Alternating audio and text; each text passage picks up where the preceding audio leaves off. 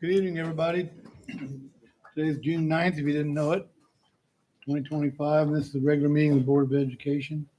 Now roll call. Mrs. Murphy, Here. Mrs. Wells. Here. She's here. Mrs. Wilson, I'm here. Mrs. Reed, Here. Mrs. Overby, Here. Mrs. Price. Here. I'm Mike Carney. Let's see, stand for pledge of allegiance. Stand for pledge of allegiance. Please turn your phones off if you got them on.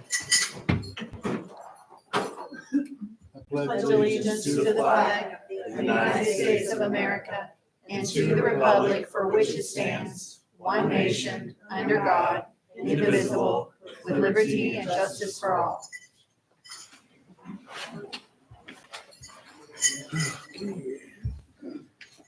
And now, would you please give us the district mission statement? President Carney, thank you. Just a reminder to everybody here at the dais, as well as anybody coming to the podium, to speak into the microphone loudly and clearly for our folks following at home.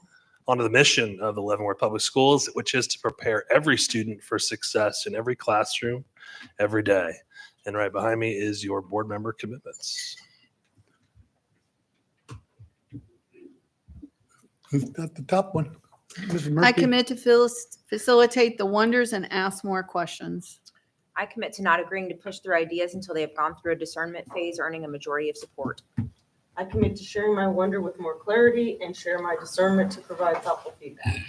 I commit to working on my wonders without letting it overtake my focus. I will work on not discounting the importance of my enabling genius as being nice. I will commit to sharing ideas and achieving results for positive change. I commit to being open-minded and attentive to the ideas of others for the good of the whole and staying focused on the task at hand. And now we move on to the agenda, don't we? I'd like to make a motion to adopt the agenda as presented. Second. Got a motion to adopt the agenda by Mrs. Wells, second by Mrs. Murphy. All in favor? Aye. Looks like 7-0. I guess recognitions next. No scheduled input. Right.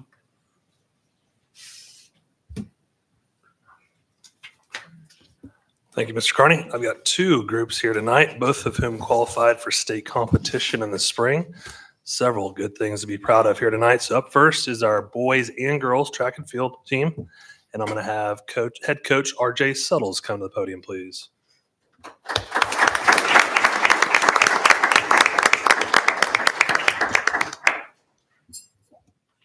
Good evening.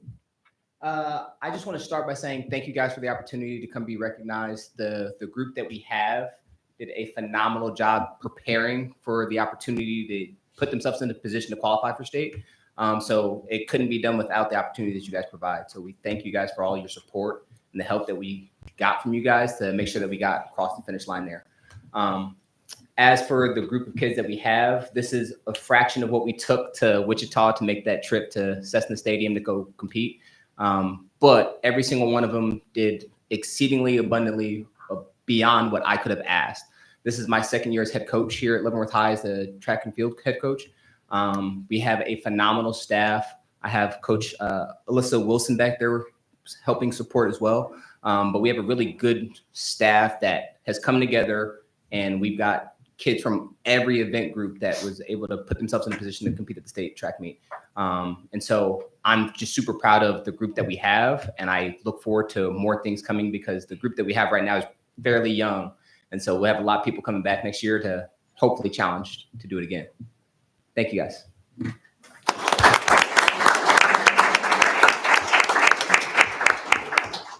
I would like to present you and your team with a certificate of recognition from Leavenworth Unified School District. We present you with Leavenworth High School track and field for achievement in regional and state level competitions throughout the spring sports season. Outstanding achievement. Thank you.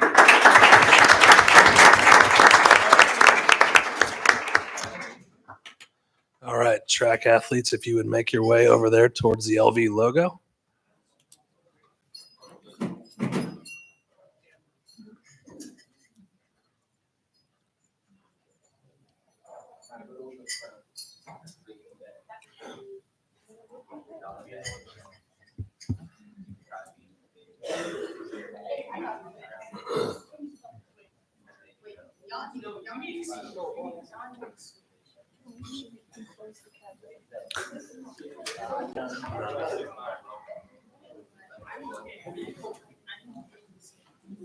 Hey, Jake, 1 second. If you would close the cupboard door, please. There you go.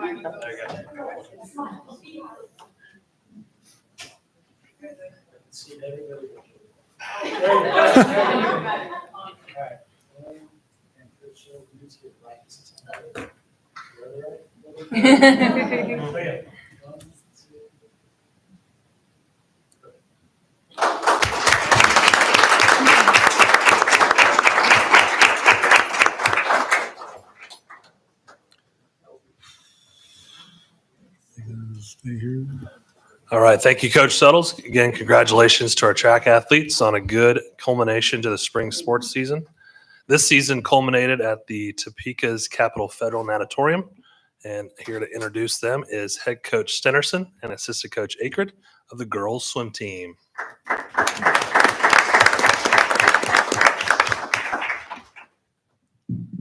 Thank you guys for inviting us here. We appreciate the opportunity. We had a team of 12 this year. Of our 12 girls, 6 of those girls qualified for state with 7 events, 3 relays, and 4 individual events. Out of those 6 girls, 4 made it to the podium. We had Alyssa Stenerson, Elizabeth Howell, Alexandria Howell, and Ella Dahl. The 4 girls swam the 200 medley relay and the 400 freestyle relays, earning 4th and 5th place in both.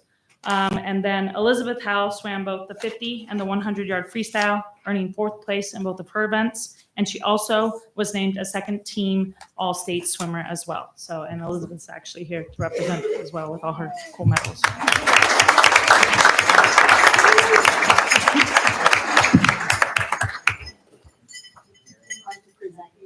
Certificate of recognition from the Leavenworth Unified School District for the Leavenworth High School girls swimming team for outstanding achievement at league, regional, state level competitions throughout the spring sports season on this day, the 9th day of June, 2025.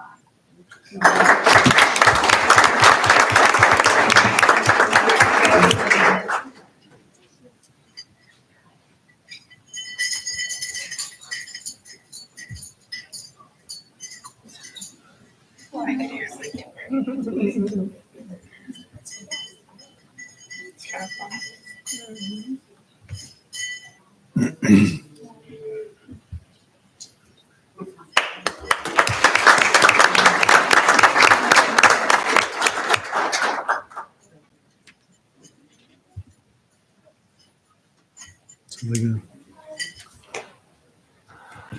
You're not going to stay for the meeting? Mr. Potter, just looking for confirmation. That was it for our groups, right? Again, congratulations to all of our spring sport athletes.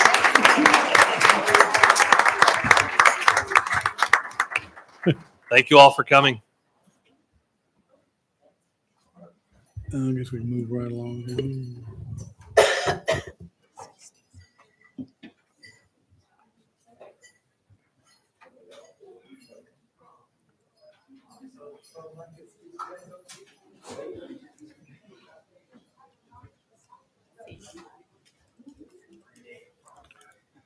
Okay, I think we can continue.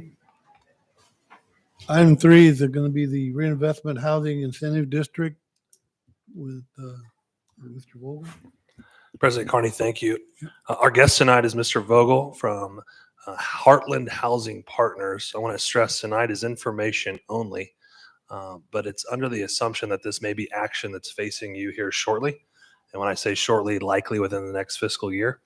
And so the idea tonight was to get in front of this with information, very much a question and answer type of format, but a chance for you to understand what is an RHID and the implications that may be facing you as a taxing entity moving forward. So with that, Mr. Vogel, the microphone is yours.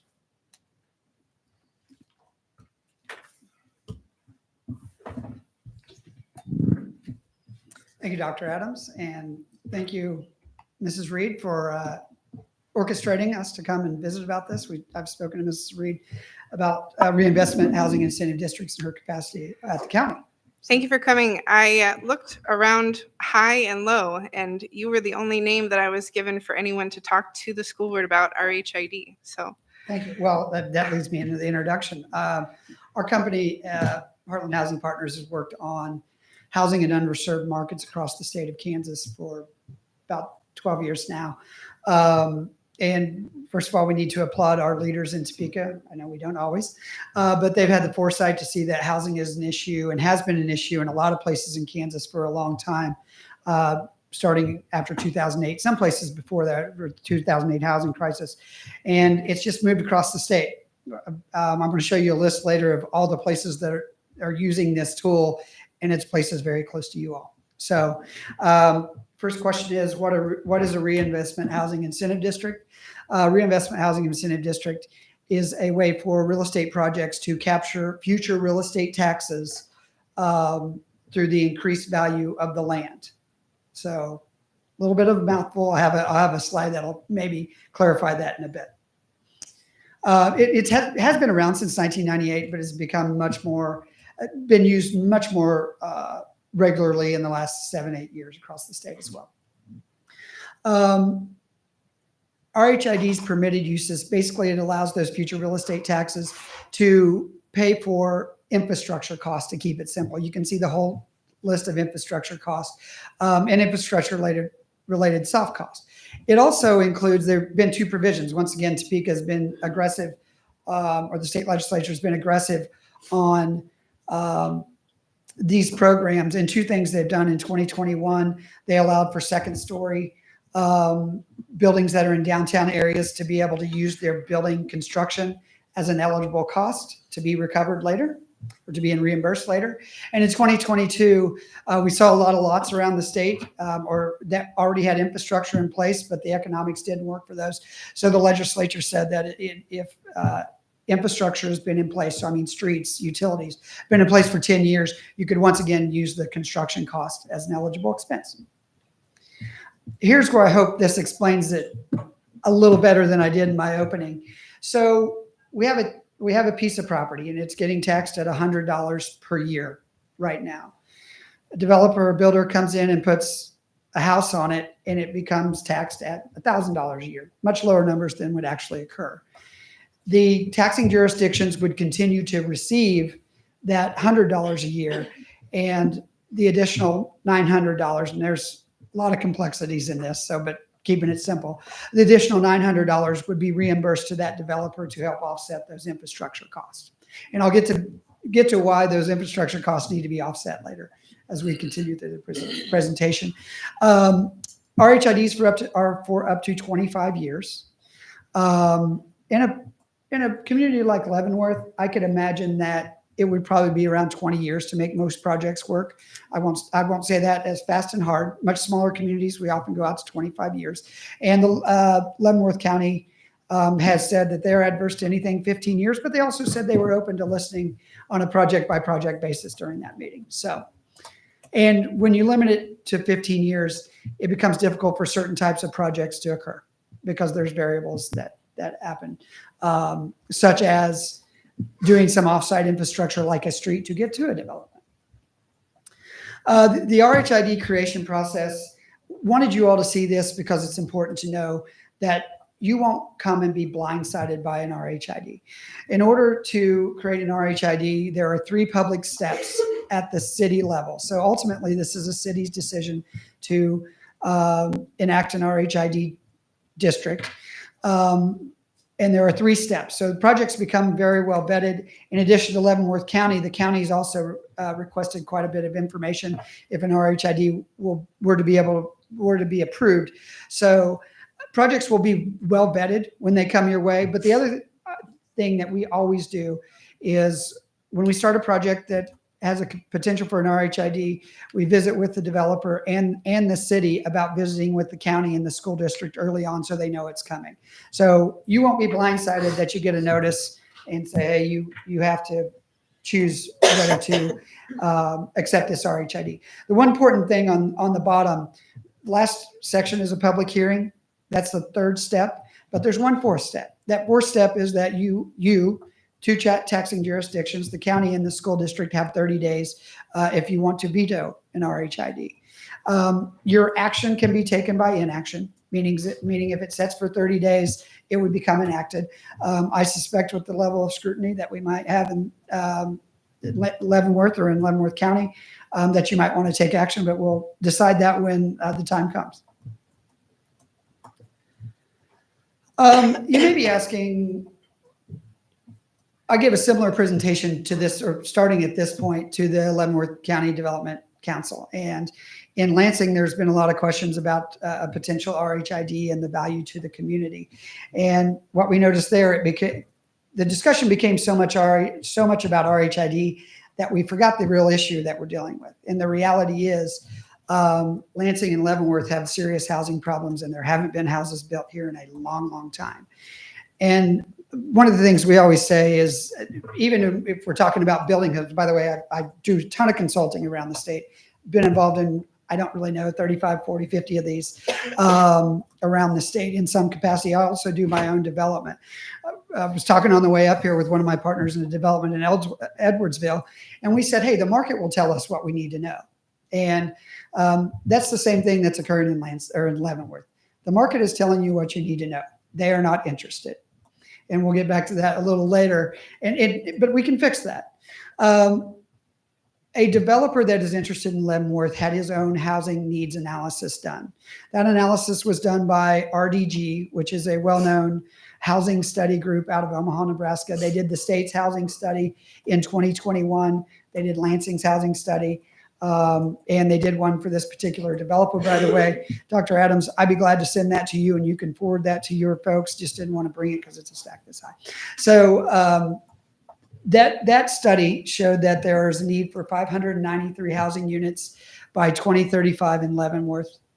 356 owner occupied, 237 renter occupied. It was across all value ranges and unit types. What I mean by that is expensive houses, not so expensive houses, rental, single family homes, everything was needed across the board. That's about 60 units per year. A couple other interesting facts: 69% of the workforce lives outside the city of Leavenworth. Now, there are a lot of places you can find this information. So I'm going to tell you there's noise in this, and I could have gone to 6 other sites. But a look at homes.com on June 2nd showed 45 homes listed for sale at a minimum of $200,000 in Leavenworth, Kansas. Of those 45, 8 were actually outside of the community. That's where I say there's some noise in it. There was 1 new home listed for sale. If I recall correctly, it was in the 700,000 was the cost. So no homes listed for sale. Nearly 50% of housing units in Leavenworth are renter occupied, which is just high. That's higher than we normally see, but I think there's some obvious reasons why, but I just point that out. And the last thing that I'm not going to go in with you all, but we would certainly point out is Ms. Reed sent me a study that you saw in April about your enrollment. Looks like in school enrollment is down here. There's a lot of things that can be done, but certainly new housing would help that. Housing issues in Leavenworth, I mentioned this earlier. Our company's view, and I think a lot of people's view, is the housing issue is a supply side issue. In 2008, a lot of developers and builders got wiped out, and they didn't come back, or went to work for larger companies or larger builders or a lot of different things. So there's just not that many builder developers. Another thing I'll mention that occurs in most markets, oftentimes because of difficulty in getting debt from banks now can view housing as a risky business after 2008. The memories are long. There's often a builder and a land developer, and they're two separate people. Land development is really risky business because it's hard, it's expensive, and it takes a long time to get return on profit. Then you have to have a builder. Builders don't want to land develop because they want to use their debt capacity for building homes. So you really have a supply side issue. And what I mean by that is, for instance, you have a builder that built here for a very long time that is choosing to build in other markets, and he doesn't hide that at all, right? He's choosing to build in other markets and not choosing to build in Leavenworth. That doesn't mean that isn't going to change. Sorry, wasn't sure if these would pop up or not. One thing we see, so we talked about lack of builders, developers, lack of building subdivision lots. We've asked the question, or myself and a couple people that are interested in Leavenworth have asked the question, how many developable, buildable lots, meaning lots that are created for single family that we could walk out today and buy and start building. We can't get an answer. It's not because someone doesn't want to give the answer. There just are very few around. Or if they are available, they may not be in areas that are as attractive for investment. I'm sorry, did you say builders don't want to use their debt capacity for infrastructure or? Sorry, yeah, good question. They don't want to use their debt capacity to build lots. Okay. So because they want to focus at what they're good at. I mean, quite frankly, if you're surviving as a builder today, it's because you're really good at building homes because you don't survive otherwise. Okay. So they want to use that debt capacity. That isn't to say, Ms. Reed, that there are builders that also develop their own lots, but it just doesn't occur all the time. Okay. Attainability. I'm going to talk about three items here. We have to have attainable priced housing. Leavenworth, by Kansas standards, has pretty good median family income, which indicates that certainly housing can be built. I know Ms. Reed's always asked this great question. Even heavily incentivized projects, the lowest you're probably going to find for a price point is $300,000. We may see under $300,000 every now and again. And it's just the realities of building housing now. And that's, a 14, 15, 1,300 square foot slab on grade. It may have a basement, but probably slab on grade to be under 300,000 or at 300,000. So there's an attainability of and we use the word attainable rather than affordable, of building new homes.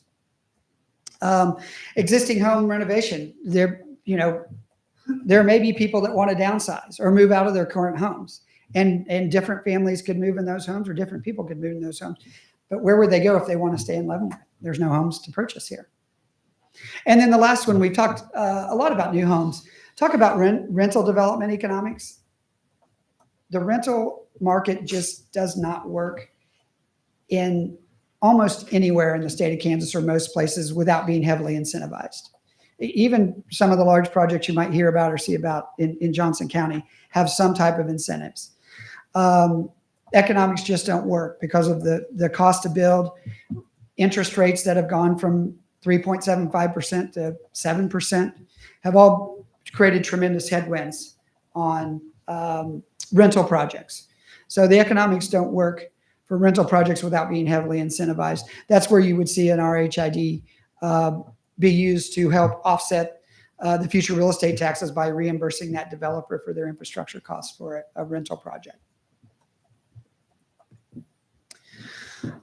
The other reason that kind of the time is now for action, we had spoken to some folks in Leavenworth. They said, yeah, we just had a ton of rental done just recently. And when we look back, and I may get my dates wrong, so don't hold me to it, but that's been in the late teens that there was quite a bit of rental being built downtown, late 2019, 18. So we're 6-7 years past that, and there hasn't been hardly any rental built since then in Leavenworth, and very little single family. Development timelines, if we started today and a developer or builder said, hey, Ross, let's go for it. Let's do an RHID. I'm ready to do a project. Here's an idea for my project.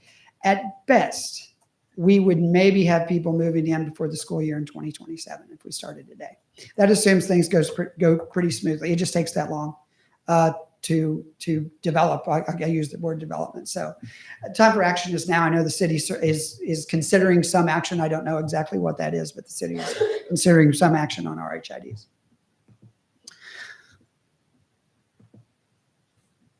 We talk about housing incentives, and I mentioned this earlier. Reinvestment housing incentive districts have been used. These are the communities that are similar to you or geographically similar to you. Bonner Springs, Edwardsville, Spring Hill, Gardner, Edgerton, Wellsville, Baldwin City, Perry, Tonganoxie. Didn't think to put it on this list, but it's been used a lot in Atchison as well. So you're one of the few communities that haven't used RHID to help in housing. You notice that Spring Hill and Gardner are on there. They're two of the largest or fastest growing communities in the state. They've used RHID. All those were very targeted projects to specific needs within the community. Lastly, then, what we have found predominantly over and over and over across the state is that the school districts are the biggest proponents of use of RHID, and they're dealing with the same things you are. I need some housing for my teachers and staff. We don't have housing. I need some rental for my new teacher that's coming in, that he or she is going to feel safe in. Often schools districts are dealing with enrollment issues. New housing is a way to deal with that enrollment issue. And here's the big thing. I know you heard, hey, taxes are going away. Every time that someone has done a deep dive that I've seen, so I'll qualify this statement, it is either to be neutral or positive financial outcomes for those. And the financing formula is really, really complicated, and it's on a case-by-case basis, but it would either be neutral or a positive outcome. Of course, you get paid by student. That helps. I don't want to dive too far into that because I'm not an expert at it by any means, but you're dealing with something that's probably neutral to your tax jurisdiction. So that is basically the presentation. I hope that I've explained what an RHID is to enough for you to understand it. It wasn't perfect, but be glad to take any questions that you all have.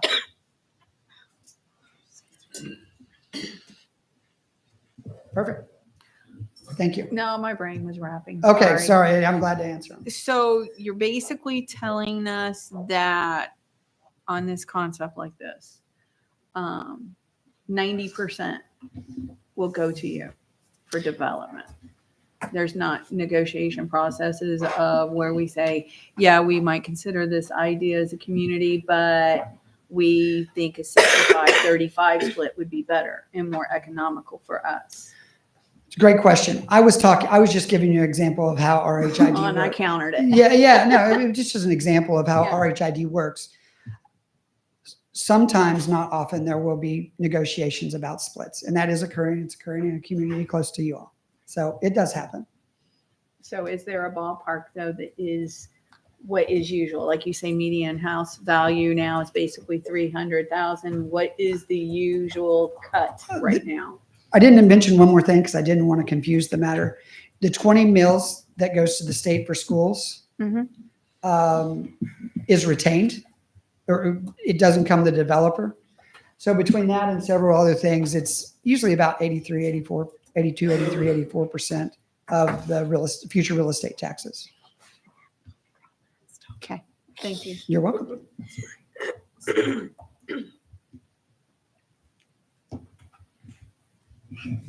Perfect. Could we have some board discussion maybe at this time? Yep, good for my end. Again, I just want to emphasize tonight was not about action, but I am, I guess, reading tea leaves that I think action may be coming your way. And so I think it would be timely to have the conversation with Ross in the room. So I just kind of wanted to give my explanation, not only to the public, but also to the board. As you know, we can't talk much behind closed doors, and I like to make sure as much as I can that we do everything in public. I don't want to just represent my side and my opinion. And I think there's probably things that we can agree on, but there's probably things that we won't agree on. And so I just kind of would open it up for discussion. But what I did not want is for an RHID to come before the school board, and we had not discussed it. The school board members had potentially not even heard of what an RHID was. And then we're trying to kind of make a decision or make a bobblehead decision based on recommendations. So I would just encourage each board member to really do their homework, do their own research. There's been a lot of activity in Lansing. You can go back and watch the Lansing City Council meetings, the last several ones.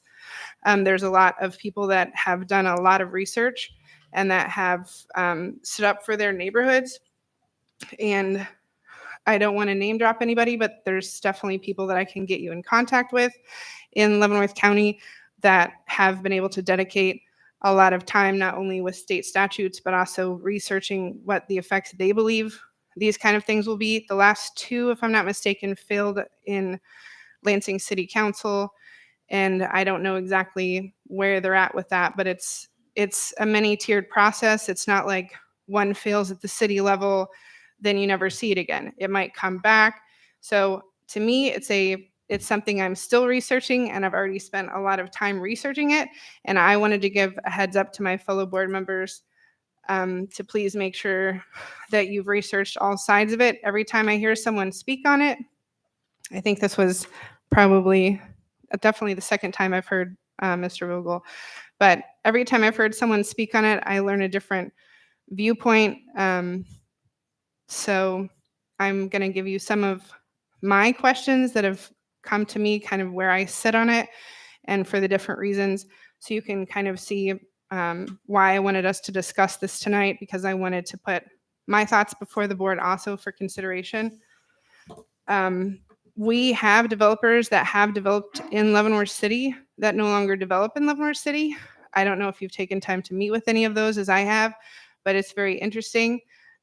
Take the time to find out how the city is being ran as well, as to why it's not necessarily a development-friendly city without tax incentives, because that would be the best deal, in my opinion, for everybody, is if the city of Leavenworth worked with people well, and they were great to not only existing business owners, but people that want to come in and build new developments, and they were good to work with. They were quick on responses. We didn't have extra stuff built into our streets. I'm not a very technical person with that yet. I'm working on it. Than other cities have. So we have some barriers in place. One of them is sprinkler systems in our downtown area. If, I dealt with this when I opened my business in Lansing. Even though the last person before you was operating, when you go in to operate, you're responsible for bringing that up to code. And that might be hundreds of thousands of dollars. And that might be time that you didn't imagine when, let's just say for Leavenworth downtown, for instance, maybe a little jewelry boutique wants to open boutique, and they, also have an online sales game going on, but they don't think about how putting a sprinkler system in a dated building is going to make it so they can never open. So sometimes we have codes, but I think codes need to be used and applied with reason. And I know it's difficult because we also have to make sure, as a board, I understand we don't make these decisions at the school board level, but these RHIDs will affect the taxes that come into the school district. And so it's important to have this conversation. I don't want to go on too long, but I have some notes here if you'll give me time. As the superintendent explained, RHID may be coming to the school district. It may be after I'm off the school board, but I encourage the school district, as I already said, to watch and study them. I also encourage you not to just take data that's handed down to you, even if it's a housing study or anything that's done at the levels before you. Go over the information, look for mistakes, make sure it's actually right. There were mistakes found in Lansing, not by people on the boards, but by regular citizens. So make sure you take your time to really go over the information and make sure what's being presented to you is correct. I, as I said, encourage you to meet with people in the city that have built here before but aren't building, and talk to them about why, and see if there's anything we can encourage the city to work on, even from our seat as a school board, to try and help us with these things. I know that housing is a concern of Dr. Adams. I feel like he's pretty much been speaking about that since he got on here. But I just think we need to be extremely careful. These are some of the things that I want you to consider. I took notes when he was speaking, so let me get to my part.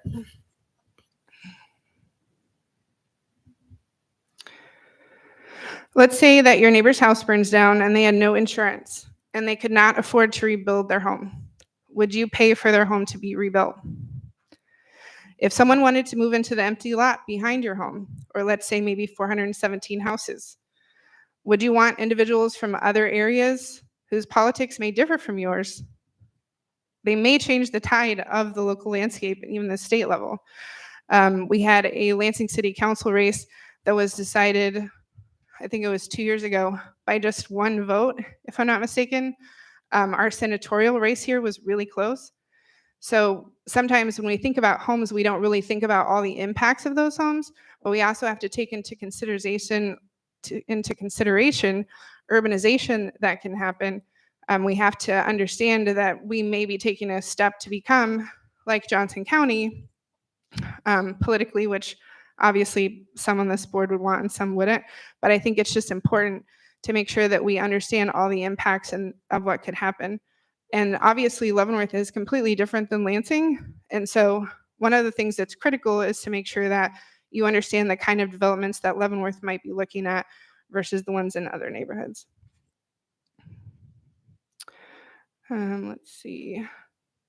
So there's two sides to everything. And I'm not saying that the presenter and I are necessarily on different sides, but I just wanted to make sure that you guys had more or less two sides of this. I'm not anti-development. I don't want Leavenworth to die, but I want to make sure that it's done responsibly, and I want to make sure that we protect the taxpayer dollars that are supposed to be coming to our students' learning. Some people believe that this type of development is just like padding the developer or the home builder's pockets at the end of the day. It's building their portfolio. Other people believe that the incentive would be so good for the community that it outweighs that. I've struggled to be able to substantiate that. The other thing is, if you look at downtown, this is just an example, with the sprinkler systems. So your money goes to infrastructure, whether it's through NRHID or if it's just by your city government or county, whoever's doing the development, doing infrastructure. So for instance, one of our neighborhood cities had done some infrastructure work on land on what they say was like a side handshake deal. The developer never came through and developed that property.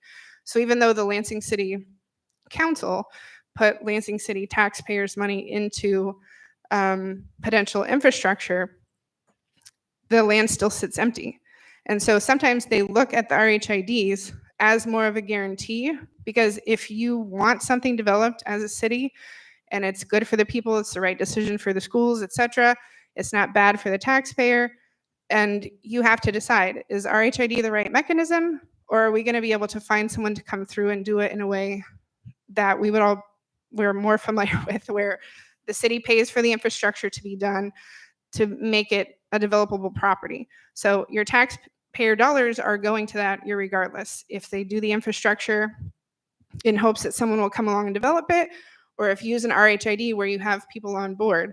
And so some cities, I think in Lansing's case, I'm not speaking for them, but my understanding of talking with everyone is they want to go the road of RHIDs, because if you're going to put taxpayer dollars into infrastructure, you at least have someone who you know is going to come through and work on it. You have more or less people on the hook for that, if you would, rather than putting taxpayer dollars into infrastructure when you don't have a definite agreement with the developer. So I know the city of Leavenworth has not made an RHID policy yet. I think they're waiting on a housing study, which will be interesting to see how that comes out.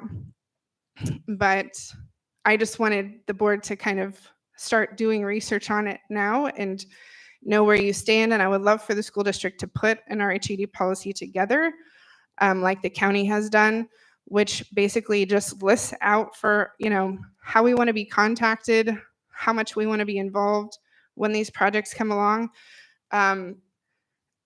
Watching what rolled out in Lansing, I really do feel like it was quick. Not to counter Mr. Vogel, but I feel like people did feel, like rushed into it. I know at the county level, as a county commissioner, I felt rushed into making a policy, not making policy, what the policy should be. So that's why, from my own personal experience, I wanted to have this discussion tonight, bring it before the board, ask you to do your own research individually, talk to people in the community. I never was successful at getting any of the state legislators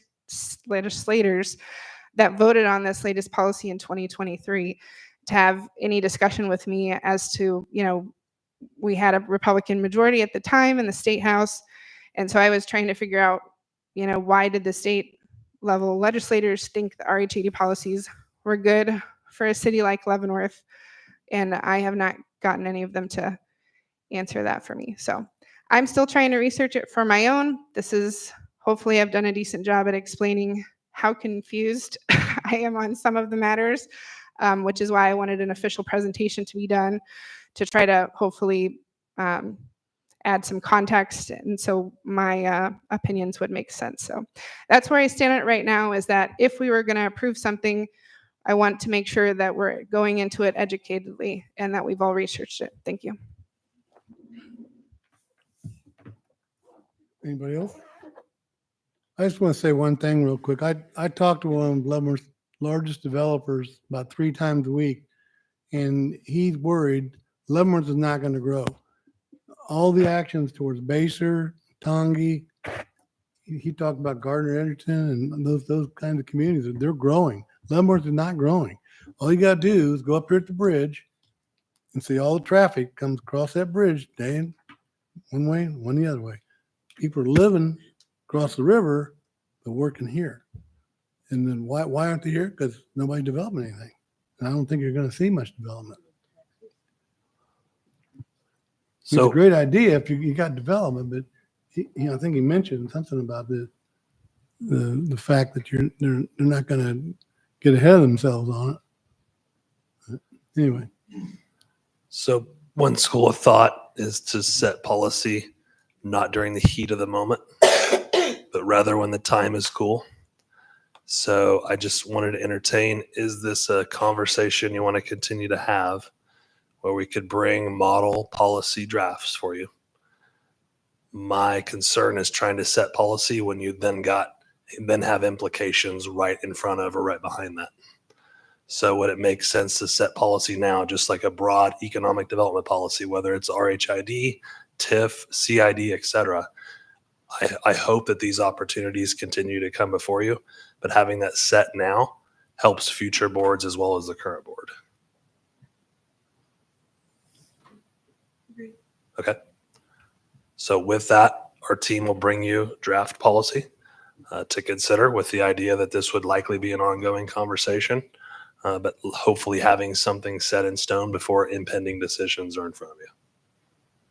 I would like the presentations to really focus on the tax portion. You know, will the school district lose money? Will the city lose money? Will the county lose money? Will the tax dollar lose money? Or at the end of the day, what's the bottom line? And if it isn't an RHID and we are losing XYZ amount of taxpayer dollars, then, you know, how much is the developer, the home builders, et cetera, making at the end of the day, including their investment? What are they clearing at the end?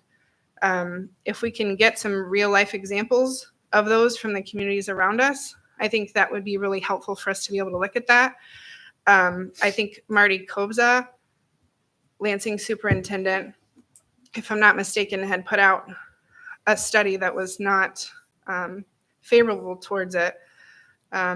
So that might be something that we could look at as well. Not that we can't create our own information. Obviously, I'm welcoming staff doing that because I have no idea where the district or the board sets on this. But that's what I wanted to explore and find out before we're in a time crunch. So I would be interested to know if KPI and KESB already have policy written and researched regarding the impacts for school boards. And I know we just had like KSBRC here, and if they have something on it, I wasn't able to find it. So I'm just going to warn you, we may be on slightly uncharted waters as a school district. I think this is somewhat new work as far as USDs are concerned, but to our mantra, first in all we do, maybe we can be the first school district with a board policy on economic development. Thank you. well, with all the cities that he mentioned having already done them around us, you know, did any of those come to a school board vote? Were they just silent on them and they passed? You know, these are things I would really love help discovering. So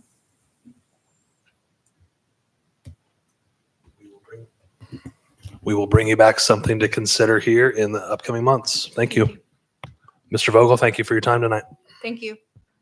Thank you. Okay. Item 4, Richard Bourne Intermediate School Project. All right, going along with our trend of having guests up at the front end of the agenda so that they can leave after.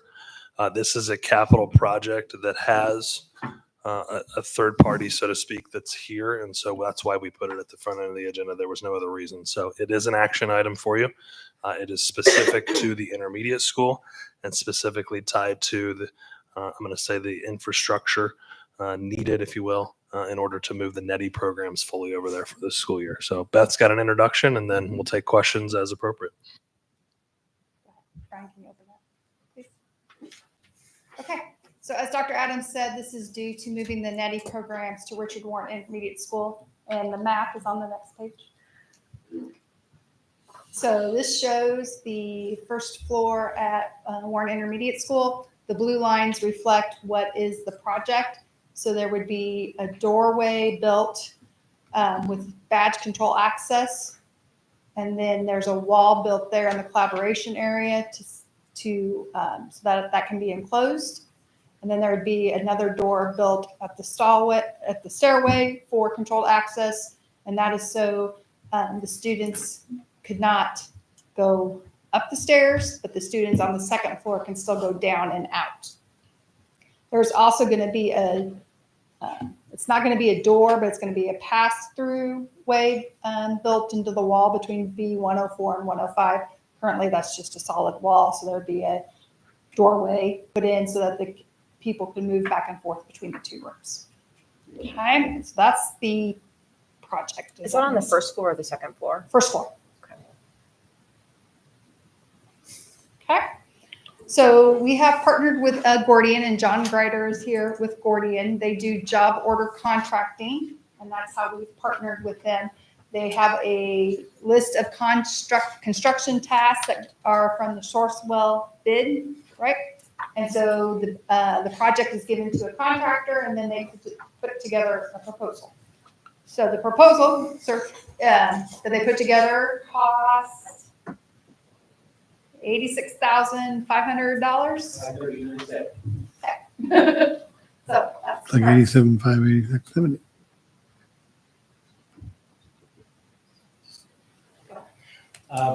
My name is John Greider. I'm the Senior Account Manager for Gordian. We are the administrator of the Sourcewell Cooperative Purchasing Contract for Construction. And we teamed up with BKM, a local contractor here in Leavenworth, to produce this proposal from our construction task catalog. The way that this process worked very simply is that Gordian, as the administrator, provides Sourcewell. We have a contract with Sourcewell to provide them with construction data. That data is specific to the Kansas market, and BKM bid an adjustment factor against a fixed set of construction tasks in our catalog. Those tasks are outlined, and my job is to make certain that the representation of those line items is correct. All the line items are correct, all the quantities are correct, all the scope of work that you all have asked us to execute is included. Take the construction task that's a fixed cost, multiply it times their adjustment factor, that's the total for that line, add it up, that's the price for the project. And that's exactly what we did on this project, worked through with Kathy and on the scope of work initially, and then with Beth to complete the proposal and review it. So, as you can see, most of the cost was in the doors, door frames, and control. So in order to have this project completed by August 1st, we would need board approval to enter into the contract. And so Gordian chose BKM. There wasn't a bidding process. Yeah, there actually is a bidding process that takes place through Sourcewell, Okay. and then Sourcewell gives that contract to the contractors that are chosen at that time. BKM was awarded that contract. Actually, they've had the contract for about 4 years. It's a 5-year total on that contract. It'll come up back up to bid soon. But BKM, actually, Julius Claw is also local. He's also got a contract as well. We chose BKM because of their availability. They were in agreement that they would be able to execute in the time frame that we were talking about. And also, we've done a ton of work with them over the last 5 years. So really, really good quality work. So we need a motion then. Well, I still have a question. How is Okay, it go we ahead. came up with using Sourcewell to do the bids out for this? I know in the past, we've normally like had DLR and some other organizations come and put bids for work that we've done on our buildings. So I'm kind of missing where we bypassed all that. Sure. So first, DLR would be your architect and or engineering firm. So that was engaged in professional services earlier in the spring. The second piece is we chose to go with job order contracting, primarily due to the timeline of this. We did not go with the traditional hard bid, so to speak, that you're probably referencing, Mrs. Murphy, because that typically takes much longer to go through, procure, award, and ultimately you would not have the project ready by the start of school.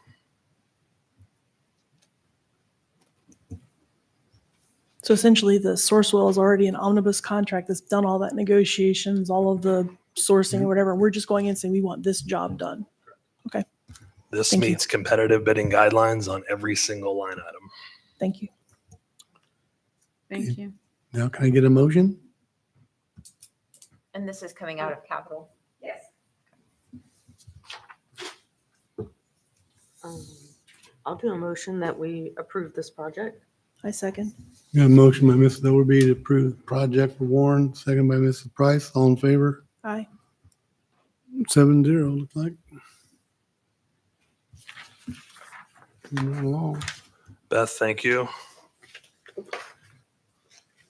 The next items is the consent agenda. Do we have any problem with anything on the consent agenda we want to take off?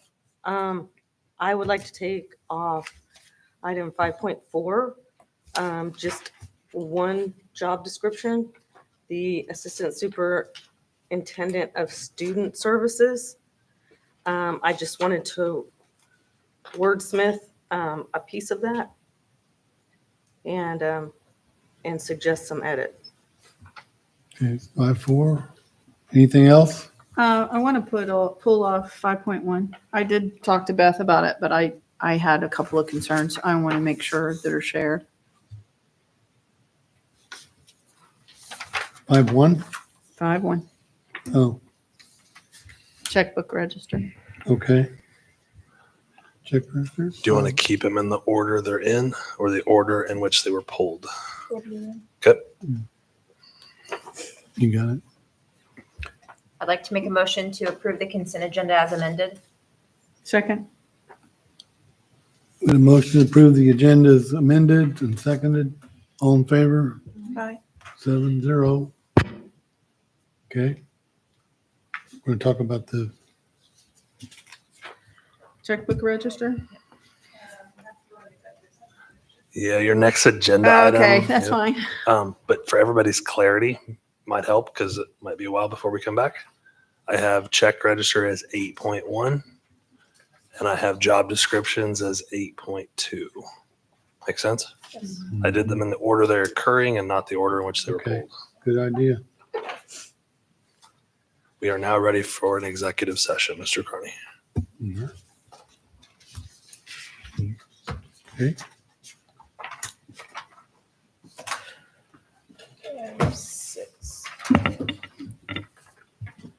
Mr. President, I move we go into executive session to discuss non-elected personnel pursuant to the exception under the Kansas Open Meetings Act, or KOMA, in order to protect the privacy interests of the individuals to be discussed, and that we return to open session in this room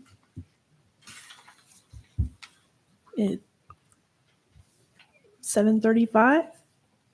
The board will invite Dr. Adams, Amy Sloan, Amy Jo Troyer, Beth Maddox, and Robert Hingula into the meeting. Second. 7:35. Should put a bio break in before we go then. Yes, there can be a bio break. It's in there. Okay. We're good. And I seconded. You second? Who seconded? Okay. Got a motion to go into executive session by Mrs. Price, second by Mrs. Murphy. All in favor? Aye. 7-0.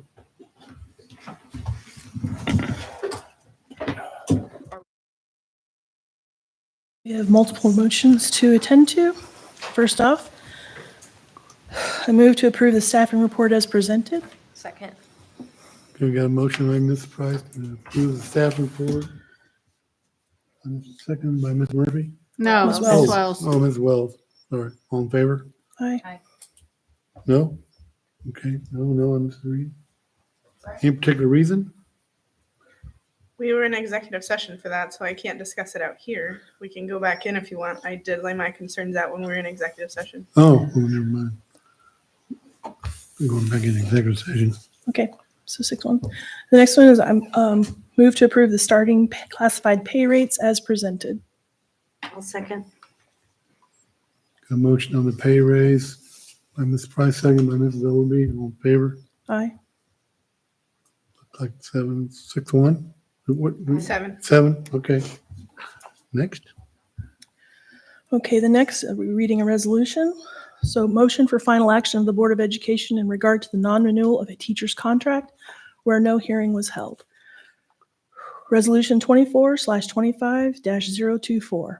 Whereas on the 12th day of May, 2025, the Board of Education of Unified School District Number 453, Leavenworth County, Kansas, by resolution duly adopted, took action to notify Peter Harley of the board's intent that his contract as a teacher for this district would be non-renewed for the 2025-2026 school year.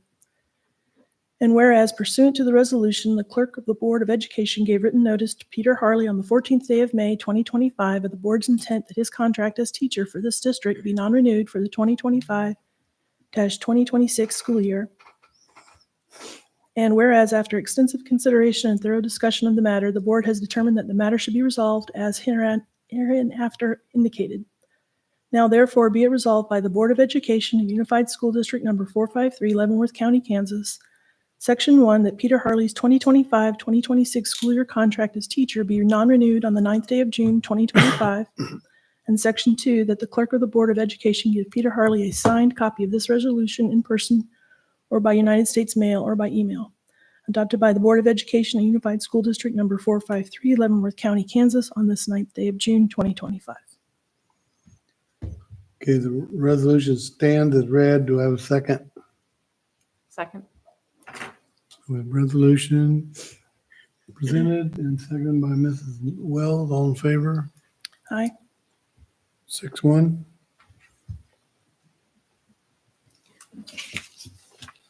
Okay, where are we? Okay, and the last item from the executive session is I move the board approve a 2.5% raise for the 2025-2026 school year for Dr. Adams. Second. We have a motion by Ms. Price, second by Mrs. Wells for the pay raise for 2.5% for the superintendent. All in favor? Aye. 5-2. Moving right along. Just remind everyone to see Ms. Maddox to sign the original resolution before you leave tonight.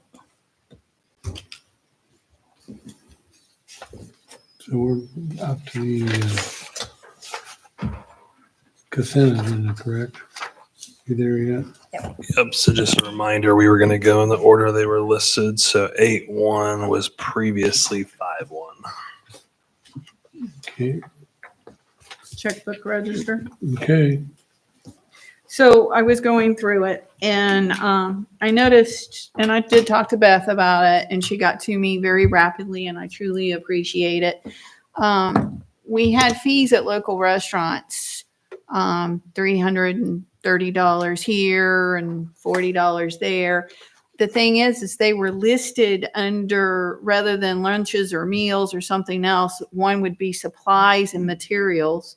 Another one was under travel and meetings, and it just didn't make sense.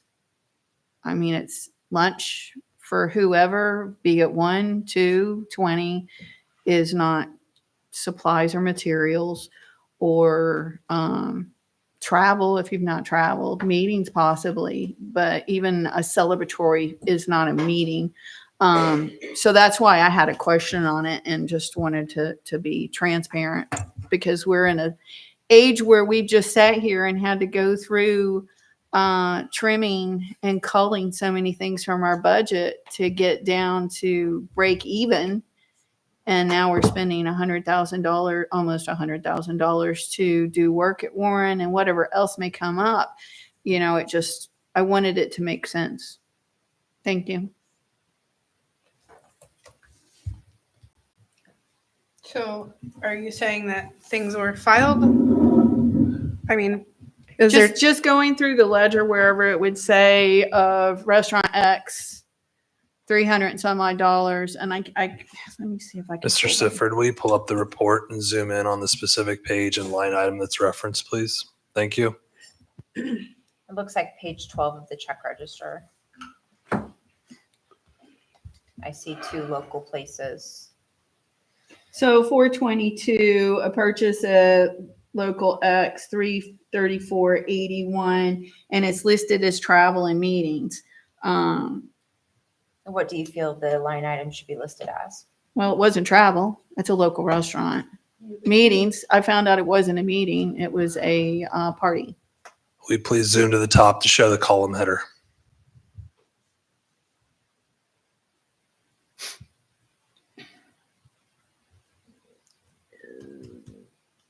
Okay, so what you'll see there in the description column is some broader categories. It looks like it starts with contracted services. Go ahead with a slow scan, please. Student transportation, repairs, travel/meetings. I'm not going to go through all of these, but we do have just kind of these broader categories. Right. Again, So- it wasn't a meeting. It wasn't travel. It was So I'm going to a say, celebratory. Beth, was this just It was incorrectly classified? correct. Okay. It should have been under other expense. Thank you for catching that, Lisa. And I, in my email, I talked about how some of the other ones, it might have been where it's $15 to eat at restaurant Y 2 blocks away, or restaurant Q 4 blocks away, but it just, it's not supplies, it's not materials, it's not travel or meetings. So that's why it just kind of threw me off. And I just wanted to make sure, like, while we're trying to cull and trim, that we are, paying attention to things like that. Thank you. Okay. What's the next one, 18? Well, we would still request an approval of the aforementioned check register, please. I'll make a motion to approve the check register. Second. And vote by Mrs. Murphy, second by Ms. Reed. All in favor of the check register? Aye. 7-0. And All right, so the second one was 5-4 originally, and now it's 8-2. you've got the stage, Mrs. Overby. Okay. I wanted to look at the language on the Assistant Superintendent of Student Services under the key responsibilities, number 4. And to be clear, I know that was written with an eye to special education. And when I first read it, it didn't bother me. But I think we could tighten up the language a little bit because we've just, we have new directives to remove DEI and I don't think we've done a lot of DEI. But to remove that and make sure that we're in compliance with the new directives. And I think the language is a little loose and you could drive a truck through it. Basically, I think we should tighten it up. And I have a couple suggestions. I think since it's suggestions, I think we can approve the others. We can do it. Except for that one, and that one be rewritten with your suggestions and be provided back to the board, because we're not gonna track what you're saying. Okay, But I think saying that you're gonna provide that, then everybody else has a chance. I to do. read I it. have a copy for everybody if you want it. If you want to look No, at I'm just saying it. that, but editing on the fly out here, it's just, Yeah. I think might be easier. But I think, that particular one, I don't have a problem with the other ones, but that particular one, that number 4, I think we could, Can I see your copy, Karen? we could be a little more, there's a couple of suggestions. Since you have multiple suggestions, that's why I'm like editing on the fly. I don't think we want to approve it at this point, but a rewrite, But we can, would provide a rewrite.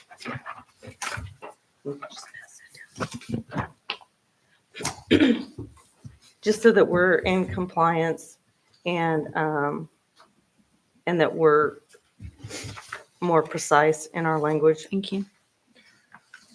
So Ms. Price, you're suggesting we review these and then we'll come back to it. But they can take them, provide Next. the next turn, and then we can say yes or no. Okay. Because we're not gonna, it's two different options, and That way we can wordsmithing all here is not. two look weeks at at a it. time. So, thank you, Karen. Okay. Does that make sense? Making sure I'm tracking because I heard two different things. So the other three. Yep. No issues with unless someone else has issues with them. Okay. No issues with the other Right. Just the one, number others. 4. And then paragraph 4 for the assistant superintendent for learning services. Learning services. Excuse me, student services.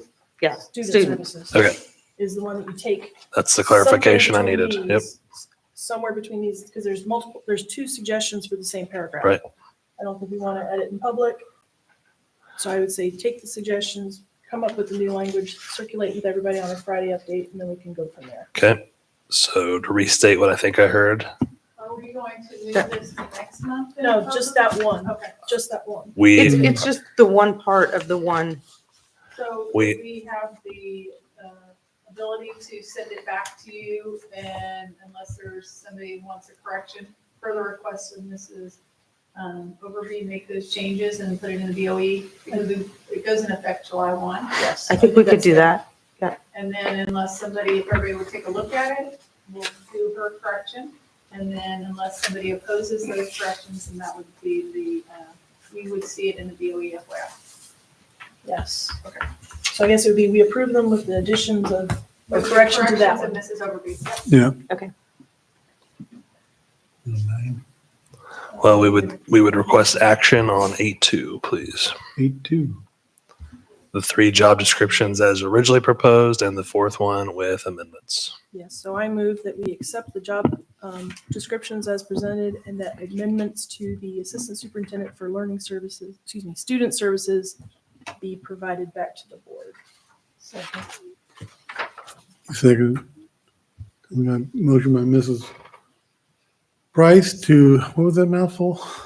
We accept them with changes being made to the assistant superintendent of student services to be returned to the board in a update. All right, so that's the motion. It's been seconded by Ms.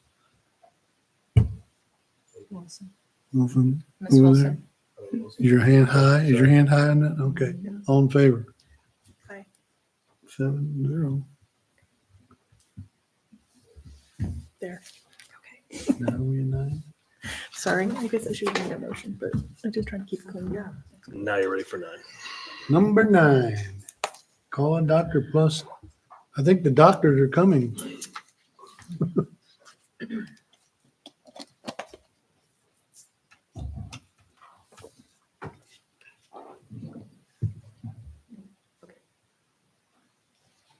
Hi, we're here to talk to you guys. Do I need to talk directly into this? Yeah. Okay. We're here to talk to you guys today about Call Doctor Plus. It's a program that would bring a lot of really cool mental health services to our district. My name's Shelby Hardesty. I'm a behavior analyst for us and also a coordinator of our district mental health team. And then I'm Meredith Dyke. I'm a school psychologist for the district and also part of the district mental health team. So the first thing we kind of put on here is just the strategic plan, and then we outlined the areas that Call a Doctor Plus would assist us with. So the staffing and personnel, family and community involvement, and then student engagement and support services. So what it is, it's a $2 million grant. So it's a no cost to our district. This company finds the funds. Those funds will flow through our district and then be given back to our students' family members, and our staff. So all 3 of those parties will have access to either in-person or teletherapy that'll be provided by a variety of professionals. Why do we need this? Again, we need access to mental health services. This does not replace anything that we already have. So it will not replace the guidance center. It will not replace our EAP for staff. It's just another service. And the good thing about this is it's a lot easier to access. So that teletherapy is something that is really hard to find nowadays. So they can get people in a lot quicker for services. And that includes like med management, which I know personally is really hard to get our kids into. You call the guidance center and the wait list is just so long right now.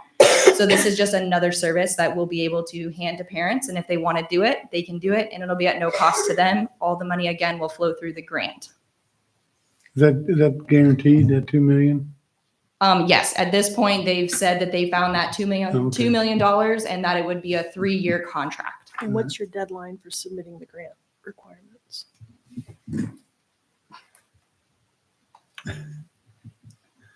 In conjunction with So, that. from our understanding, once you guys approve this, the approval tonight is for the money to come to our district just to simply flow back out. And so once that approval happens, then they start the work on the backside, and it's between 45 to 60 days to initiate those services as long as everything is secured. Okay. Sounds like a no-brainer to me. We also put a slide up here just detailing the services a little bit more in depth for you guys. So it does serve student services starting at 18 months and then follows all the way to 17 years of age. It offers that in-person and teletherapy that we kind of talked about. And something that's really cool about this is it has parent coaching, staff coaching, all of those things. And like we said, it's in the middle of an emergency situation. You're able to call and get support that day, even if you need it. So again, just a lot of multiple accessibility options for you. So in-person, teletherapy, or over the phone. And then there's also first responder notifications in case of an emergency that we would need to be notified of.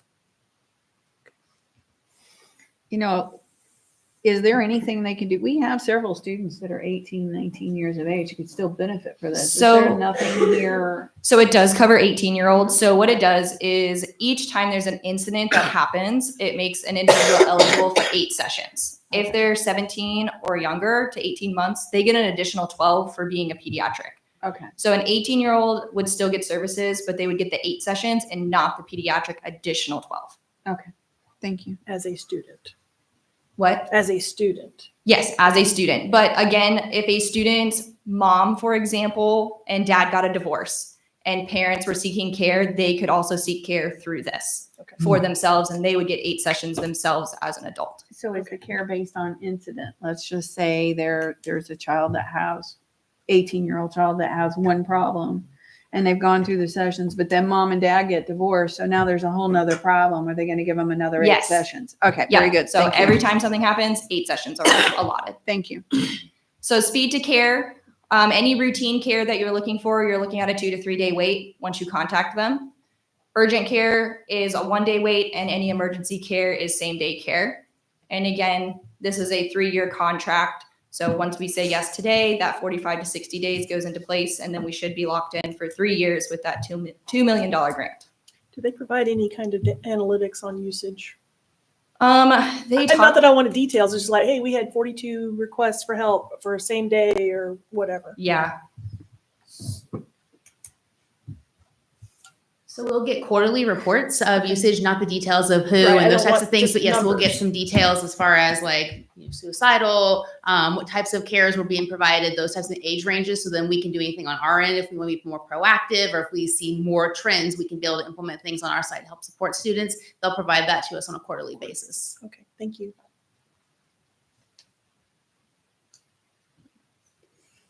Yeah, the next one is just any other questions you guys have. Again, just emphasizing that this is just a resource that we could additionally provide to parents, staff, and students, just like we do all of Sounds our other great. community resources as a additional thing that could be utilized for our community. Is there any liability to the district for services not being rendered in a timely fashion because somebody's not available or something of that nature? What is the risk to this? Is there any risk? Are you asking like if somebody called in and they weren't able to get services in that time? Correct. Are we held responsible as a district from this company not providing the service that was being offered? Sure. So there would be no risk to us as far as if we have a student that maybe is in crisis, we would follow the same procedure as we do for any other student. We would tell parents, here's a list of resources we have for you to utilize, and then it's on that parent because we've given the parent the resources to access that. Okay, don't run away. Because just to lean in onto her question with liability, should there be an incident where it could be a malpractice subject, would the district have to bear any brunt of that because we put that in place? We should not, as far as I would know, because it would be no different than if we had a student that went to the guidance center, a local doctor, that medical malpractice would fall on them. Once again, we've just provided them the list of the resources, and the parents choose which doctor, which resource they want to utilize. Thank you. Great question. That's what I was wondering, different but similar. obviously we have no idea what kind of guidance is given and what effect it might have on a student, especially in, I think it talked about coaching or whatever on the website, which might be different from counseling. I kind of found it gray. I looked on their Facebook and it hadn't been updated for years. Same with their Twitter. So it seemed like they kind of maybe stepped away from social media or something. So what I can Yeah. say, so in the materials and some of the things that we've learned from them as far as like the coaching goes, whether it's the parent coaching or whether it's the sessions for the students, they use all evidence-based. So whether that's cognitive behavior therapy or different types of research-based interventions and strategies that same you would go for, you know, I mean, these are medical professionals. So any type of strategies that they would use at any other location, they're going to use for those individuals as well. So I would just say, you know, unfortunately, I think with the extreme limited resources we have for healthy mental health resources in Leavenworth County, you know, this is an option. But obviously, if you feel like it's not a healthy option, please report back to the district, you know, if you have an experience that you think is unfavorable. Absolutely. Any other questions? Any chance a board member can use that service? Staff. I mean, I got you, I know. Unpaid staff. Okay. Any other questions? Sounds great to me. I don't know. All right, so you need a motion? All right. Yes. I move that the district go forward with the Call a Doctor Plus grant, starting with the 2025-26 school year. Second. Got a motion with Price to go with the Call a Doctor program, seconded by Mrs. Murphy. All in favor? Aye. Buck 7-0. thank you. Okay, the big news, or good news. I'll let you take care of 9 Sure. and 10 there. Thank you, President Carney. Just first, I want to say thank you to Mrs. Miller as well as all the others that cannot be in attendance tonight for the very collaborative environment from LNEA. Was very pleased with the feedback that I received regarding how the negotiations process went from start to finish. I am most pleased with the fact that we have one vote already taken and another one before you tonight. And it is not even the middle of June, which I think speaks to the progress that we've made and certainly that collaborative environment. So with that, it is our recommendation that you duly ratify the 25-26 negotiated agreement. You'll see the vote count that was passed along to us on Friday, May the 23rd. And I would certainly stand for any questions, or I'm sure Mrs. Miller could help us out as well. Thank you. Any questions? My only thing is, has it ever been that overwhelmingly of a positive to ratify? Yeah. Because last time it was like pretty, Contentious? yeah. But this time, I mean, only 5 said no. 5 years ago, it was pretty easy. Okay. Pre-COVID. Yeah. Okay. That's what I remember.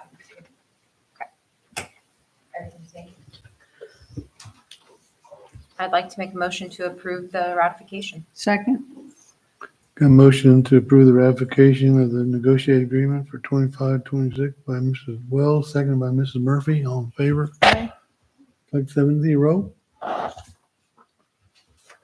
Staff handbooks. Thank you for that. Number 11, staff handbooks, and number 12 are very similar in nature in that they are a draft for first read. So no formal presentation tonight. There should be a redlined version there for you. We'll give you obviously the month of July. If you would, please send back any questions, comments, thoughts, etc. Send them to who by To when? Jake? Yep. So let's funnel those all through Jake. Jake kind of runs point, so to speak, on the student side. Amy Jo and or Amy run point on the staff side. But for simplicity for you, we can just funnel them through Jake. And then we would like to propose final action on those for July. So that way we can get them updated for purposes of enrollment, the website, all that good stuff ahead of the start of the 25-26 school year. I am a procrastinator. I need a specific date of the last time that I can send you my Sure. recommendations. Okay. June 30. Thank you, Jake. That is a Monday, 30 3 June. weeks. You get 3 weeks. We're good. Again, that was 11 and 12. So sorry, kind of combined both topics here. Number 13. Strategic plan highlight, item 13.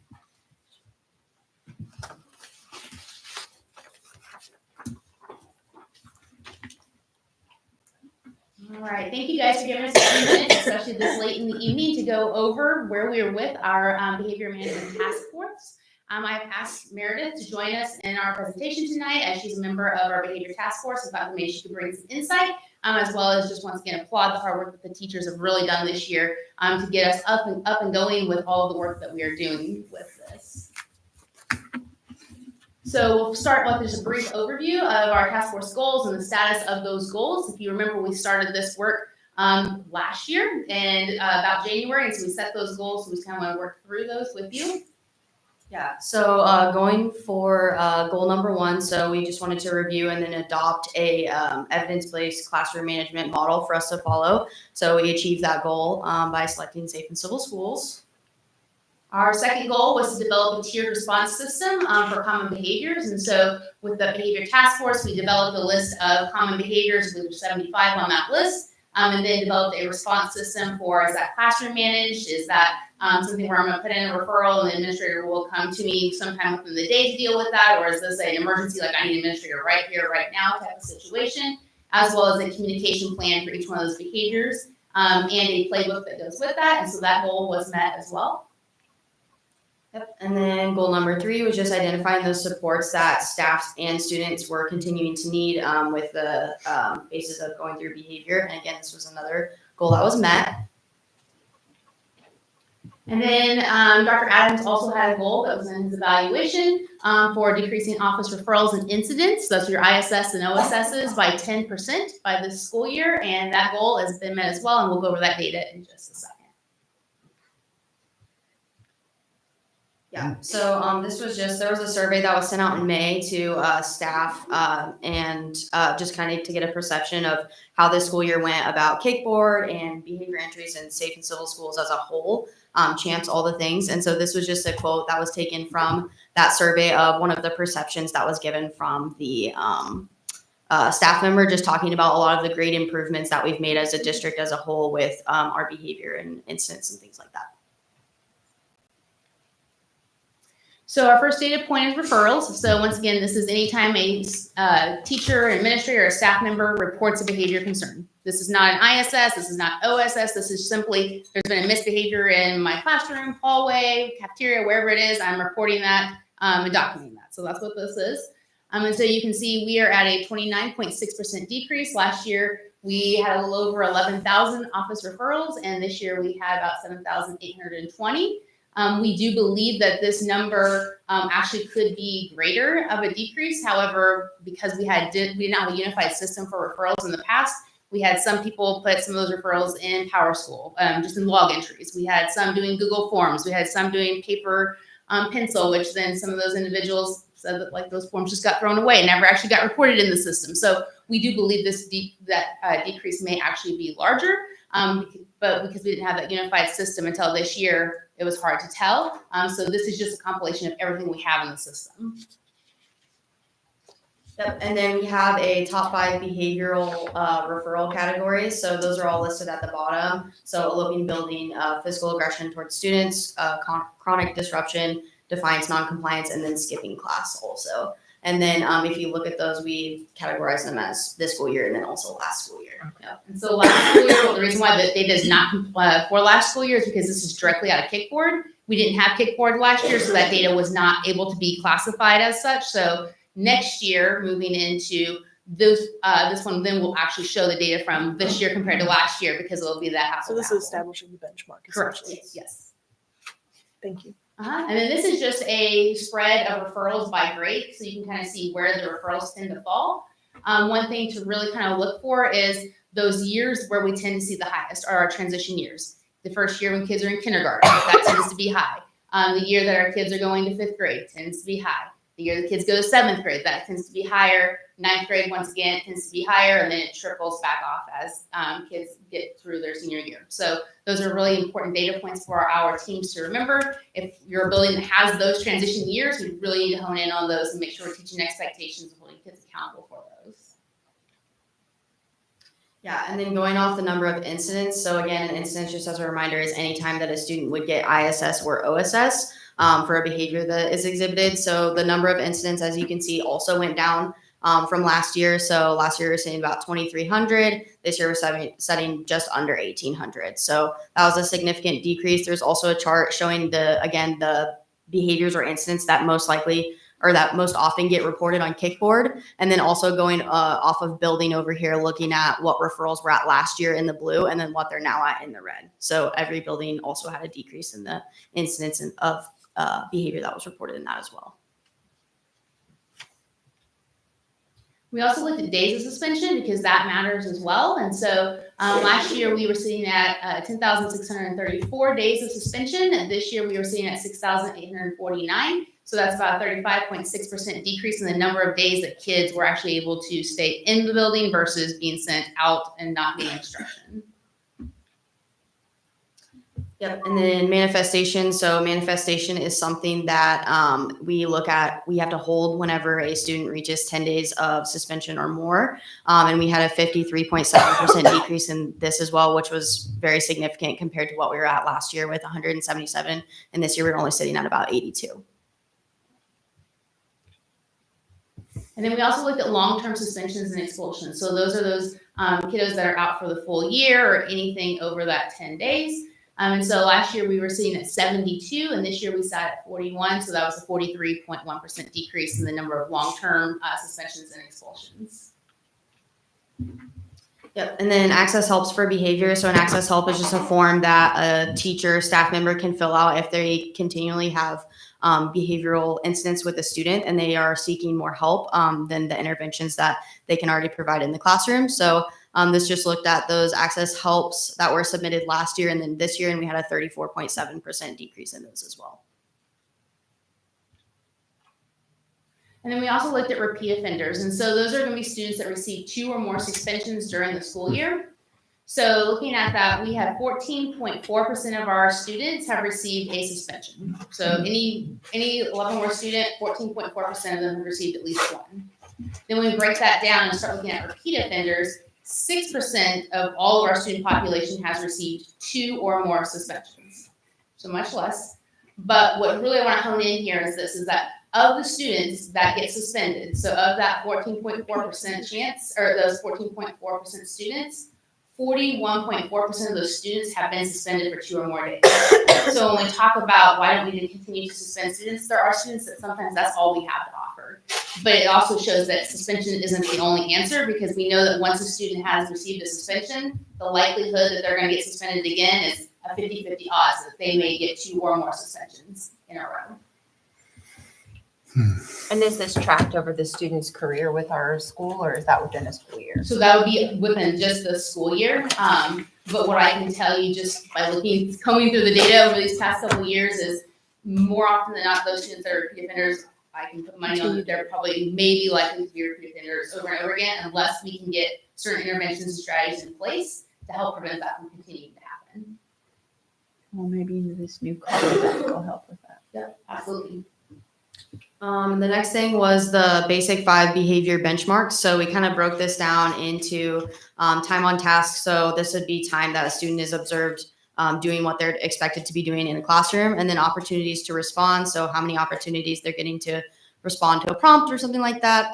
Ratio of interactions, disruptions, and then alignment with expectations as well. All of these we had a significant increase in. The lowest one was the disruptions but it was still a 10.3% increase for this year. And that was out of 364 walkthroughs. So different administrators, district and building level administrators walking in classrooms and doing observations for different levels of time to collect that data.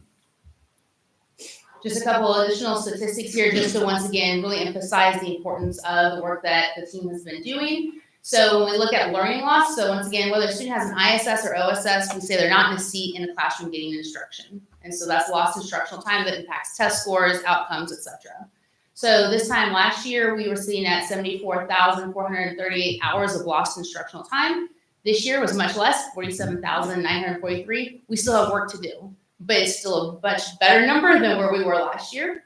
And then we also look at interactions lost, because once again, when kids aren't in seats getting instruction in the classrooms and when they're not in our buildings, they're not having interactions. They're not having interactions with peers, they're not having interactions with staff, with administrators, with volunteers, etc. And that's where they learn to grow. And so last year, when we look at research shows, at a minimum, kids get a minimum of 80 interactions a day. more likely than not, they're getting more like 200 to 300 interactions a day. But we went on the conservative side with 80. So given our data this time last year, we would have been around 850,000 lost interactions. This year, we're seeing a little over 547,000. Once again, we have a lot of room to grow, and we're going to continue to work for that, but we are seeing significant differences in those lost interactions as well. And then opportunity cost impact. So again, just looking at the 24 school year compared to 25 school year, and just kind of looking at per pupil what we were spending, and we actually ended up having $172,000 of savings this year compared to last year. So what we really want to emphasize with this is not us writing a check saying this is real money, right? This is a perceived savings. The way I like to kind of describe this is, as a taxpayer, your dollars go to sponsor, if you will, a student to sit in a seat. If that child gets suspended and gets to stay at home and play video games, your tax dollars are still being spent just for that kid to be in a seat that then doesn't get that education. So those tax dollars almost are, they're thrown to the wind at that point, right? Because the kid's not getting what you're paying them to get. So this is a perceived savings, but when we looked at, we spent around $80,000 for this first year for the initiative, and then we kind of recouped back, if you will, $172,000 of perceived savings. We did save that money in a way of taxpayer dollars are getting what they're actually going towards. It's a way of looking at return on investment. Yes, absolutely. So this is just an overview of that staff perception survey. We had 142 staff members that did respond to that survey. They're certified staff members. And so we asked a series of questions. The first one being, how confident are you in understanding CHAMPS and its components? And we received a 4.5 out of 5. 1 hour, how confident do you feel in understanding kickboard? A 3.6 out of 5. And then how confident are you with using the matrix? A 3.5 out of 5. Then for our next piece of it was how effective has CHAMPS been in improving classroom behavior? We received a 3.3 out of 5. And then the last one being was how effective was the behavior task force work as a whole in addressing behavior concerns? And that was a 3.3 out of 5. So when I first looked at this, I was kind of like, oh, that kind of bums me out that we have so many 3s. But then when I re-looked at it again and looked at the spread, we don't have a lot of 1s and 2s. We have kind of where you would expect a new initiative to be. So new initiatives, you're never going to have 100% at the far end. And so because of that, we're going to have a large bubble of people that are sitting in the 3s. And so that's a great opportunity for us to take the feedback that was provided, develop those plans, and bring those in 3s up to those 4s and those 5s. So we're really excited about that. That actually is a great place to be sitting. And then again, that perception data success. So some comments taken again from the survey of additional input that could be given. A lot of it is touched based on like the interventions that were utilized with CHAMPS and how the district went to something cohesive, which is really easy for our students to understand transitioning from building to building now. Hopefully they'll, familiarize themselves with that language so that when they go to a big building, we're not seeing those huge jumps again. And then also just the implementation across all classrooms. So this is something that can be implemented in every area, in every building. And a lot of our youngest are understanding it all the way up to our oldest. So it's something that they can carry with them as we continue going through the district. And then also just that students are really responsive to this language. So it's very easy for them to understand. And it's easy for a staff member to come in and see like, oh, you have your CHAMPS poster. I know exactly what the kids are supposed to be doing right now if there's someone that needs to jump in and help. So just as always, when we have areas of success, we also have areas that we need to continue to grow in. And so this captured some of the individuals' concerns with areas of growth. The overall tune of what we kind of received was staff want more accountability. Staff want more accountability amongst each others. They want more accountability amongst administrators. They want more accountability from families and from students. And so we'll touch base on that in this next slide here. And so kind of those highlights there are inconsistent implementation across classrooms, teams, and buildings undermine that system effectiveness. So several staff members expressed frustrations with, I'm doing it, I'm putting all the hard work in, but my colleague down the hallway isn't doing the hard work. When are they going to be held accountable to do the hard work with me? So that was kind of the theme that we saw. We saw some themes as far as like, our building's all in, but we know another building that maybe isn't all in on these types of things. Like, when's that accountability going to be held there? When is accountability going to be held for the families and the kid keeps being sent home? Eventually, what's going to happen to help this kiddo be successful? The next one was perceived lack of consequences and administrative follow through, especially with those severe repeat behaviors. So Johnny keeps coming back to my class and does the same thing over and over again. Like, what's happening to Johnny so that I can get movement in my classroom and help Johnny be successful without disrupting my class. So that was a frustration that we heard. Another frustration that came about in an area for growth was that staff continue to voice that need for parent accountability, emphasizing those importance of strong school partnerships, those types of things, and wanting meaningful consequences for students. So not Johnny got suspended, so now Johnny comes back the next day and tells me he got to play video games, like wanting that onus on the parents to be able to do things that are effective to keep the kid from wanting to be suspended again. Because the reality is we have a lot of students that want to go home and they will verbally tell you, I'm going to do X because I know you're going to send me home and I get to play video games. Or I get to then sit home and not be at school. So like they're verbally telling us that. So staff don't want to send kids home. Staff want an alternative that holds families and kids accountable. And then the last one was needing for more targeted training. So working around trauma, working around de-escalation strategies, and like how to work with those more intense behaviors. Because what we're really dealing with now is we're meeting the needs of those tier 1 kids for the most part. We have a little work to do, but we're kind of getting those kiddos settled. We're now seeing the uprising of those more intensive behaviors where teachers really have no idea what to do. They're trying all the strategies, they're using all the coaching that we have, and they're still struggling. What do we do with those populations of students, and what strategies can we access for those? So those are some things that started to come out as well. And then for our next steps, so again, things that we want to continue working on as a behavior task force. So implementing those high quality tier 1 supports, because you start with tier 1, and engaging that academic instruction piece, continuing to implement the CHAMPS and STOIC language, and then expanding that tier 2 and tier 3 training. So kind of like Dr. Varvel was saying, for those more intense behaviors, and those students that may have more trauma than others, kind of continuing that de-escalation piece. And then also focusing on that check-in and check-out individual student behavior, and then identifying patterns in those repeat suspensions. We wanted to activate the family portal for Kickboard to increase parent awareness of what's happening every day at school. Sometimes even if you tell parents, it's not always easy to hear in that moment. So just having that documentation of it. Continuing to use suspension strategically when student behavior poses a safety concern or severely disrupts the learning environment. And then looking at that KISA goal, so decreasing suspension by 15% through continued use of safe and civil school and implementation of school-based behavior plans. On the Kickboard, is there a way to document positive behaviors that families can have the opportunity to log in and see that my kid did something great instead of they did the same behavior again? Yeah, so actually whenever you print out like the Kickboard reports, it will print the positive behaviors also if you select them on there. And there is actually like all the positive behaviors are listed first. So you have to scroll to the bottom to get the more maladaptive behaviors. So they're all in there. And I would say an area that we've seen positively, especially in the past about 6 months, is teachers and staff have done a great job of entering positive behavior for every student. So that's been a really positive thing for Kickboard also. And we're using Kickboard in every building? Yes. Okay.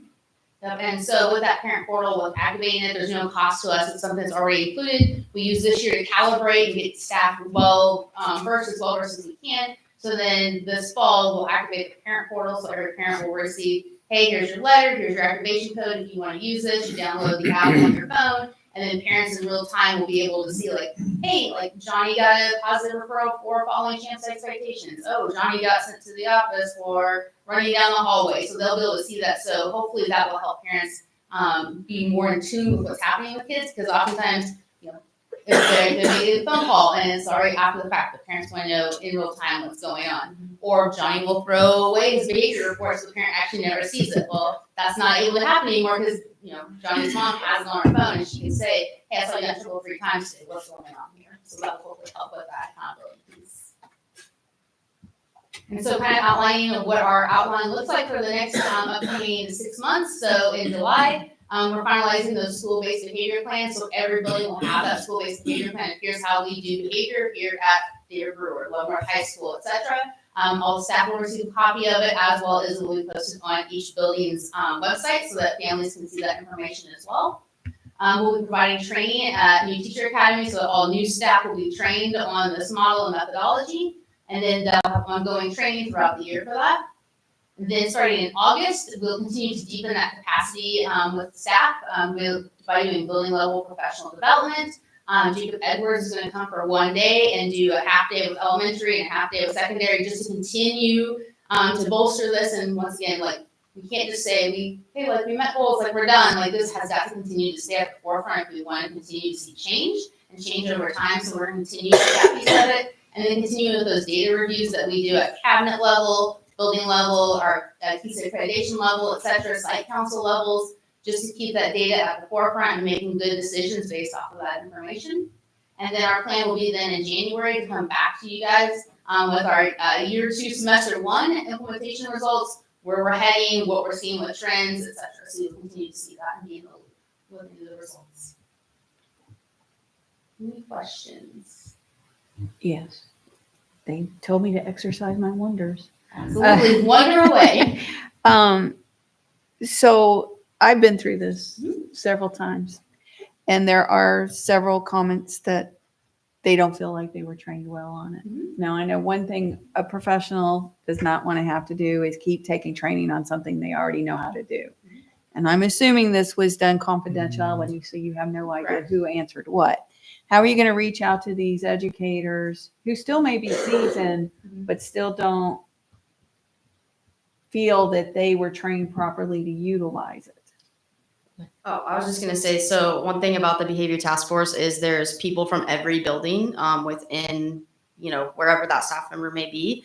So one thing that kind of moving forward, the task force wants to focus on is please reach out to us for all staff members. If you have a question and there's a specific intervention you're struggling with or things you need more support on, please reach out to a task force member so that we can bring that up at our meetings and make sure that we're getting those, that kind of wraparound support for all of our teachers. And I'm not trying to be Debbie Downer, but then we go back in onto that where it wouldn't matter, kind of paraphrasing an educator or two in here, it wouldn't matter if I knew how to put it in, administration's not going to do anything about it. Or we reported it, they still don't do it. There's no consistency. If you can't get the top tier to take it seriously, Right. It's just going to constantly frustrate them. Sure. That's a great question, great point. So one thing that we have built in for this upcoming school year is with our elementary and secondary administrator meetings that we're going to be putting more focus than we already have on this work and diving into giving them strategies and then having them dive into their data and really be able to verbalize and vocalize, like, what are we doing? What are we doing when you're seeing these trends happening? Like, when I look at this and I see Johnny's had 25 of the same behavior this week, hey, Ms. Cross, what have you done with Johnny? Like, let's talk through that. And Ms. Cross is like, I don't know what else to do with Johnny. Lay the team and let's talk about that, because sometimes we don't, other team, Mr. Vandy might be like, hey, have you tried X, Y, Z? So really having those conversations and those professional learning community conversations to be able to use the data to support that, and then watching that data again. And then once again, I really hope that vocalizing these concerns, our administration is aware of those concerns, and hopefully then allowing and keeping that open door policy of, like, if these types of things are arising and you feel like things are not being done, like, you can take that to the next level if we need to. Like, hey, Dr. Verbal, like, I've, referred this kid 50 times and I don't feel like we're getting any movement. Can you help support? Or talking to our BCBAs that we have in our buildings. All of our buildings have BCBAs. They have RBTs. We have those behavior supports in place. Go to them and say, hey, Shelby was here today. Like, Shelby, I've worked with this kiddo. I put in, 30 referrals for this kid, and I don't feel like anything's happening. And sometimes Shelby can then do the springboard to go talk to administrators and say, hey, anything going on with this? Like, are you aware of this? Is there something going on? And then that way, then they can be those bridges to help support that.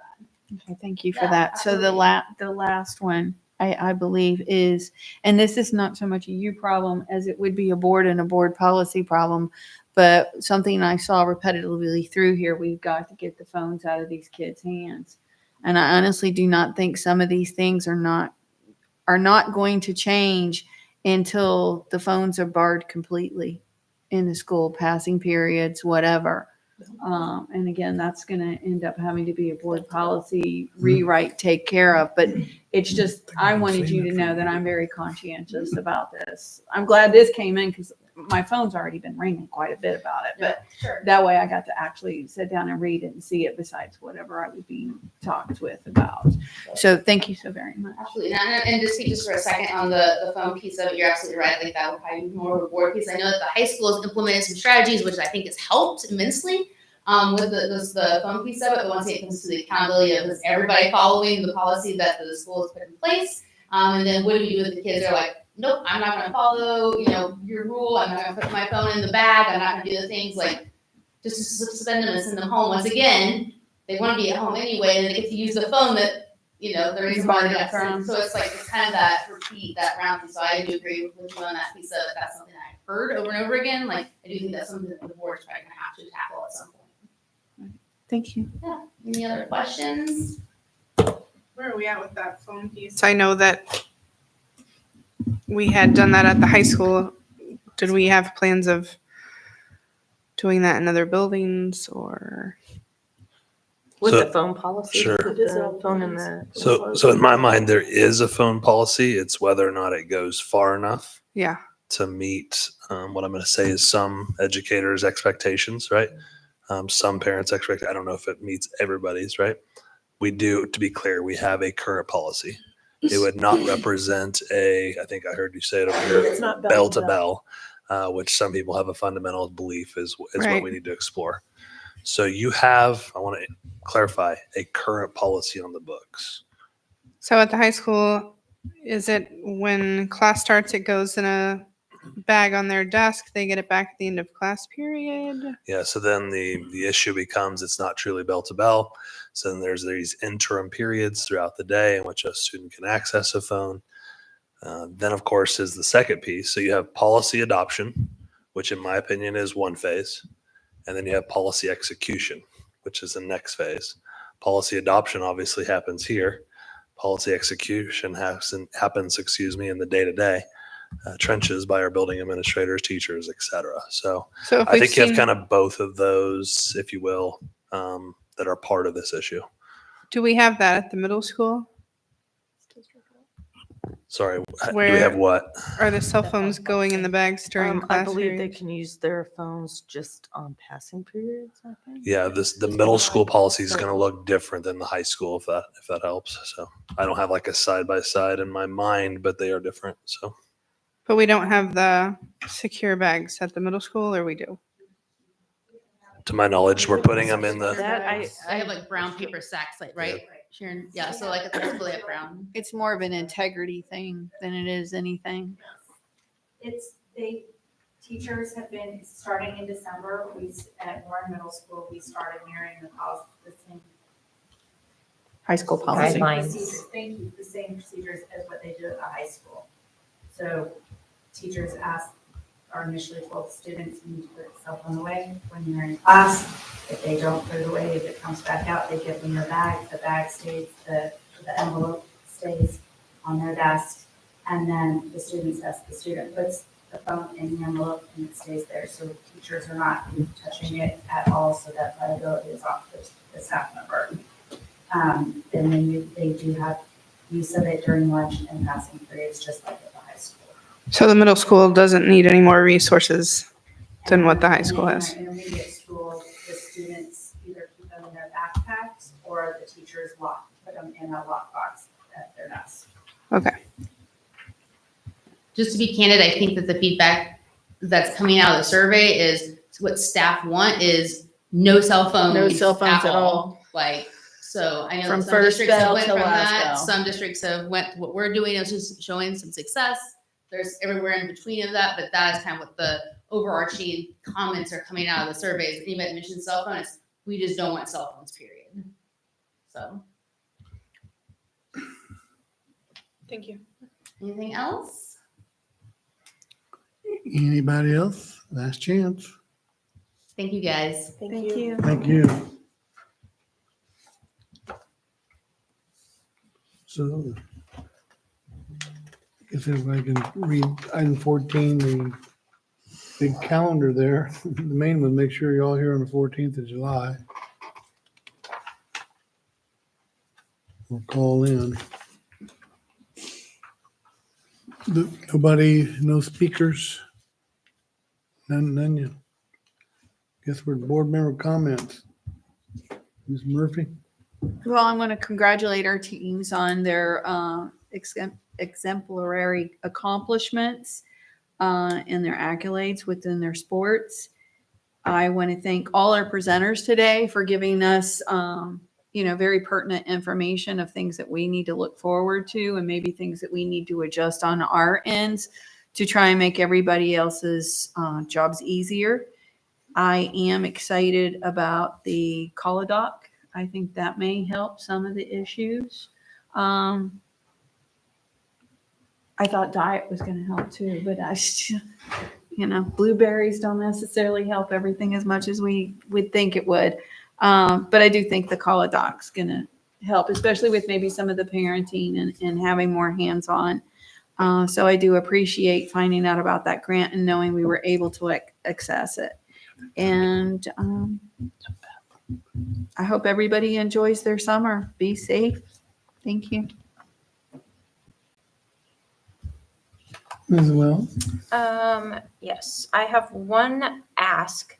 I would like to receive some summer data for enrollment of how many students we have going in programs that they are doing. I know Ms. Batson is the one who traditionally gave that to us, but just a Friday FYI would be great with that information. Successful end of the school year, graduation. The weather could not have been more agreeable. That was a fantastic celebration. I'm happy to share that with all of you. I am grateful to our staff that are planning to return to us in the 25-26 school year. Thank you very much. Your dedication to our students and community are very appreciated. The ones that have left us, please reach out and let us know why. Couple of community things going on soon. Saturday, June 14th is Leavenworth's Juneteenth celebration. It will be a twilight parade starting at 6:30. It will end at Haymarket Square, and the live music and festivities will carry on there through the evening. It is an incredible event if you are able to attend. I highly encourage everyone to do that.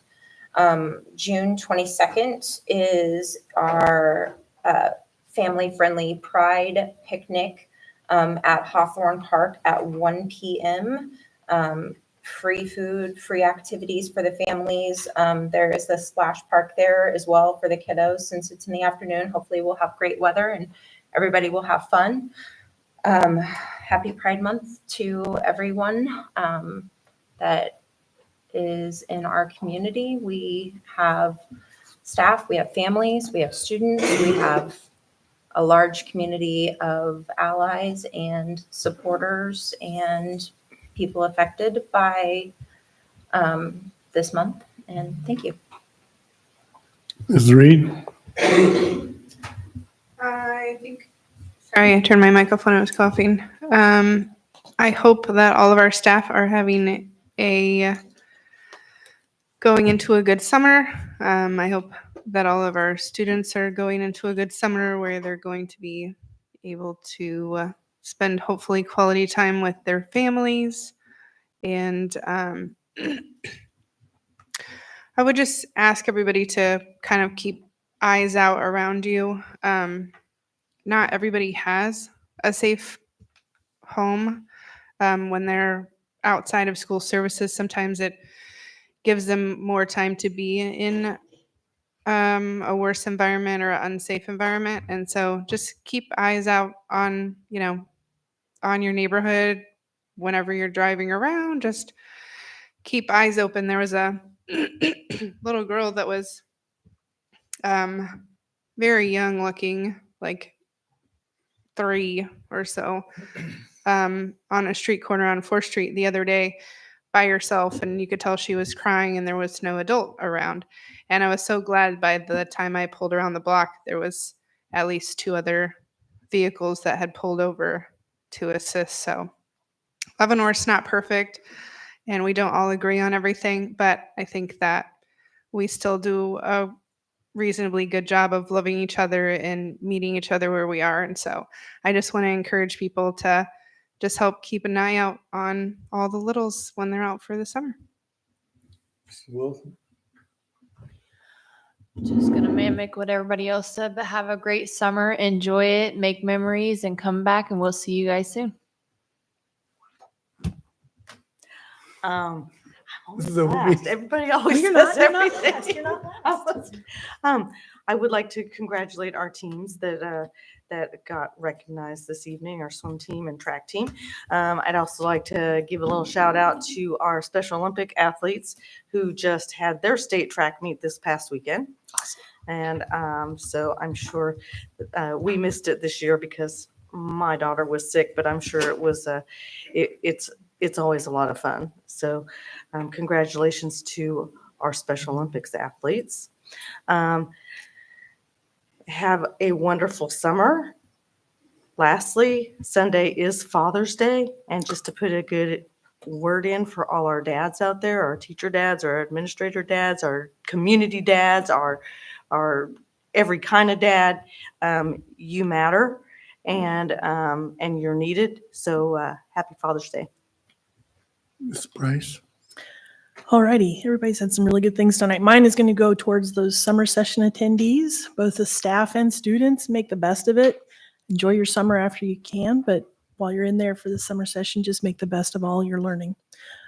It was something in our consent agenda that folks may not have understood or seen, but I wanted to kind of call out our workers' comp decrease in our premiums. It was some $61,000. That is huge. And I know some people tease Mr. Carney all the time when he says, hey, be safe. But it really did make a difference. So please keep being safe out there. Whether you're in school or not, we want you all back safe and sound when things start in August. And then to my board member folks, please remember to sign the resolution with Ms. Maddox before you leave, because I don't want to chase you down. But anyway, it's always a good day to be a pioneer. Mr. Carney, real quick, can I have an alibi before you close out? Alibi away. Thank you. Remind everybody that we do have the summer breakfast and lunch program. It's another way to keep a safe eye on the kids too during the season of not being in class, and then still have a good meal. Thank you. I appreciate that. Okay, if you'd like to say a prayer for me, I'm having some issues with my heart, and I'm going to be. You ever see the movie? Where they reduce themselves and go to the guy's brain to. Anyway, so I'm having a heart catheter. Probably no big deal, but appreciate any kind thoughts about me going through that Thursday. This meeting's adjourned. Since we're off the record, you have a heart? Front or back? You got it there. No, I'm going to invite